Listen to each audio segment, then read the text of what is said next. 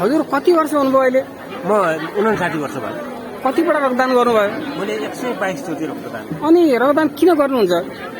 रक्तदान यो रगत भनेको हाम्रो प्रत्येक 3-3 महिनामा खेर जाने चिज हो र हामीले प्रत्येक 3-3 महिनामा रक्तदान गरेर त्यो खेर जाने रगतलाई कसैको जीवन र मृत्युको सङ्घारमा बसेको बिरामीलाई धेरै राहत पुग्ने भएको हुँदाखेरि पनि मैले सुरुमा रक्तदान गर्दाखेरि 39 सालमा काठमाडौँको वीर हस्पिटलमा गरेको थिएँ र पहिलो डर पनि लागेको थियो, कसरी गर्ने म ढल्छु कि भन्ने डर पनि लागेको थियो।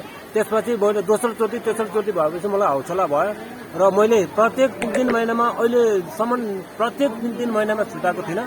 अहिले नै मैले यत्रो महामहोत्सवमा मैले रक्तदान गर्न पाइनँ, दुखी छु म। र यो प्रत्येक बिरामीहरूले चाहिँ रगत नपाएर छटपटेर बस्ने अवस्था हुँदाखेरि त्यसको विकल्पमा चाहिँ मैले रक्तदान गर्नै पर्छ। म मानवता हो, मेरो ब्लडले कसैको जीवन बाँच्छ भने उहाँलाई मैले रक्तदान गर्नै पर्छ भन्ने लक्ष्यले साथ मैले 122 चोटि रक्तदान गरेको।